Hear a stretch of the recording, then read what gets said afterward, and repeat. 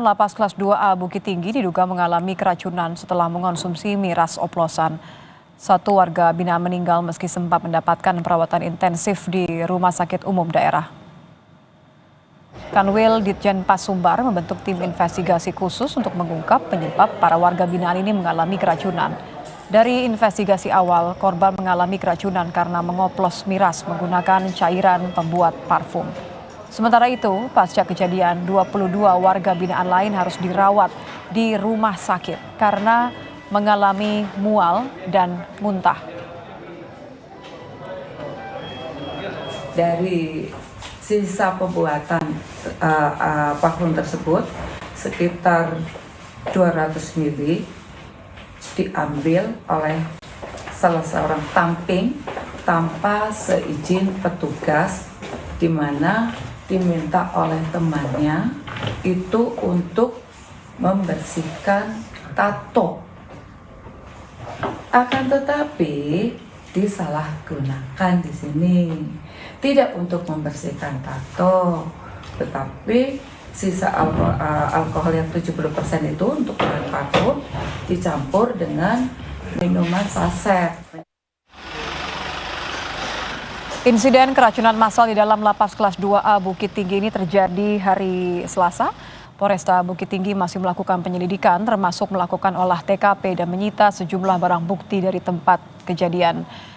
22 napi yang menjadi korban lalu dibawa ke rumah sakit untuk mendapatkan perawatan.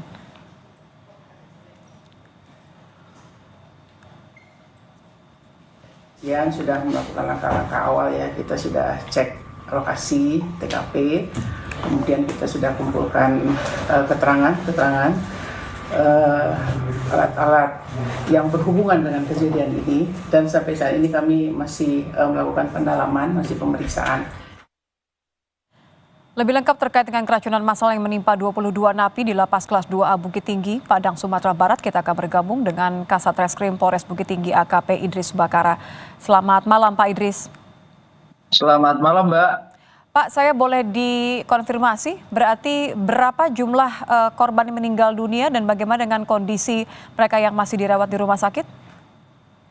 Oke, terima kasih Mbak untuk kami laporkan bahwa total korban dari kejadian keracunan alkohol ini sebanyak 22 orang, Mbak. Korban meninggal dunia ada 2 orang atas nama Ilham, 35 tahun. Ini meninggal pada hari Selasa pukul 16.30. Hari Selasa. Dan ulangi pada hari Rabu. Terus yang kedua, korban kedua atas nama Ali Akbar, usia 34 tahun, meninggal dunia pada pukul 08.50 hari Kamis tadi. Dan selanjutnya 9 korban yang dirawat di rumah sakit dan 3 posisi dirawat kritis di rumah sakit, dan 11 napi sudah dikembalikan ke lapas.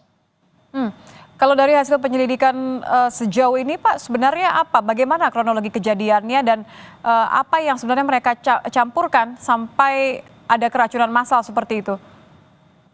Jadi berdasarkan hasil penyelidikan awal kita di TKP, bahwa kegiatan dari kejadian ini diawali dari adanya salah satu oknum napi yang menyalahgunakan bahan baku pembuatan parfum yang memang ada di dalam rutan, yang dimana mestinya alkohol tersebut digunakan untuk bahan campuran pembuatan parfum.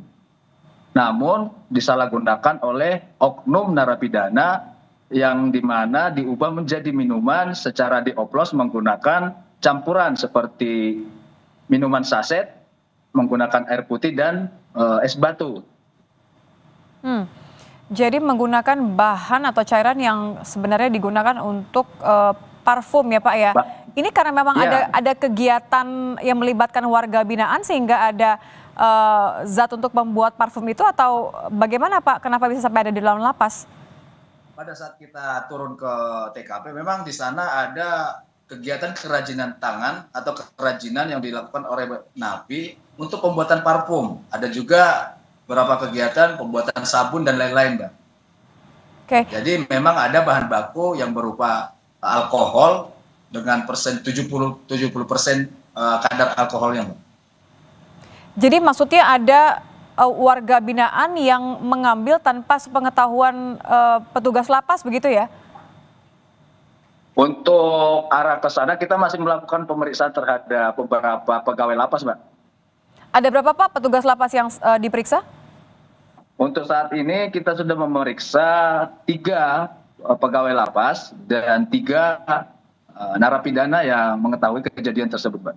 3 petugas Jadi lapas total ini berarti saksi. yang sedang bertugas ya Pak ya? Siap. Jadi pada saat kita minta keterangan, yang sementara kita minta keterangan adalah petugas lapas yang melaksanakan piket atau bertugas pada saat hari kejadian itu, Mbak. Baik. Sejauh ini selain 3 petugas lapas dan 3 narapidana, siapa lagi yang diperiksa?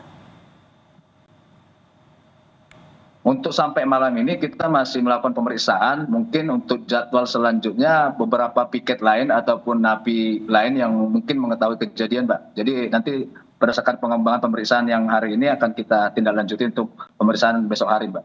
Mhm. Dari 9 orang yang masih berada di rumah sakit, bagaimana kondisi mereka Pak? Untuk kondisi terakhir yang 3 orang di ICU dan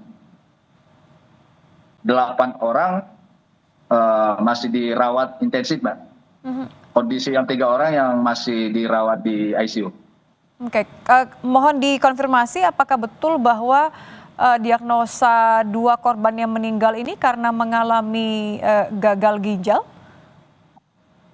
Menurut informasi dari pihak medis, Mbak, untuk sementara didiagnosa menyebabkan meninggal dunia suspek histosikosi alkohol plus akut ONCD plus hiperkalim yang dimana menyebabkan masalah pada ginjal, Mbak.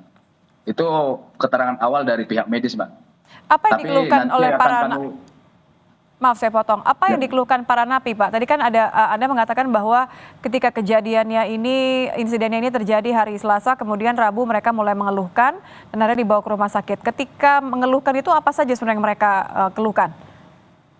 Jadi pada saat di awal mereka mengalami mual dan muntah dan mengakibatkan beberapa napi tidak bisa beraktivitas. Bahkan ada juga napi yang sampai hilang kesadaran, Mbak, pada saat kejadian. Jadi sehingga ketika sudah semakin banyak yang mengeluhkan gejala tersebut, beberapa napi langsung dibawa ke rumah sakit, Mbak. Baik, saya konfirmasi berarti dari 22 napi yang sempat dibawa ke rumah sakit karena diduga mengalami keracunan, 11 orang sudah kembali ke lapas, 9 masih di rumah sakit, dan 2 orang meninggal dunia. Betul ya Pak? Betul, Mbak. Baik, terima kasih AKP Idris Bakara, Kasat Reskrim Polres Bukit Tinggi sudah bergabung bersama kami di Kompas Malam. Selamat malam Pak.